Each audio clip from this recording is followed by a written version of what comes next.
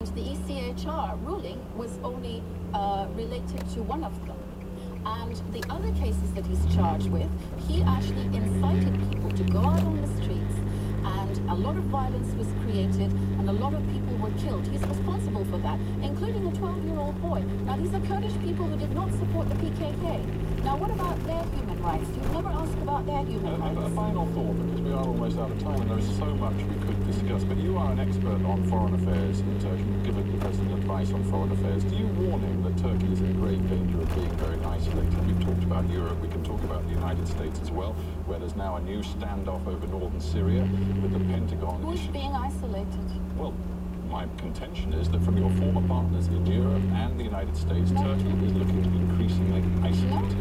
The president has a very good working relationship with the leaders of Germany and France, and also with the British government. And he has a very good relationship with Mr. Putin as well. And they're cooperating over Syria. He's managed to bring... Well, you mentioned Syria. Let's just end on Syria, because in the last 24 hours, the Pentagon has issued a very serious warning, saying it's alarmed by what it hears from President Erdogan about new Turkish military operations in northern Syria. And there is grave concern in the Pentagon about what Turkey is about to do. Turkey has always stated very honestly and clearly from the start, this should not come as a surprise to you or anybody else, that we will not allow a terror corridor on our 900-kilometer border with Syria, ever. So you think the Americans are, at the very least, turning a blind eye, do you, to the presence of what you would term terrorists on your border? No, we don't tell them as terrorists. You know, the PKK is recognized as a terrorist organization by the United States and the European Union. Yeah, we're actually talking about the YPG in this case, which is part of a Syrian democratic force which the Americans are working with to combat IS and jihadists in that area. We've always said to the Americans, if you want to combat Daesh, work with us.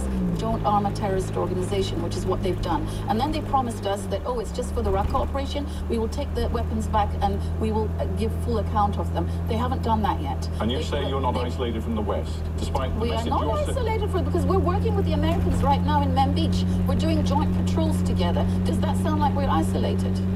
I'm just telling you, the Pentagon in the last 24 hours has given a warning to Turkey saying it is gravely we are very determined that this is not going to happen. We're not going to have a terror corridor on our border. Now, the Americans can cooperate with us on that if they wish to. And if they don't?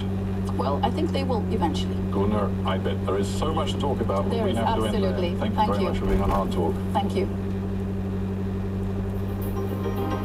Distribution of the BBC World Service in the U.S. is made possible by American Public Media.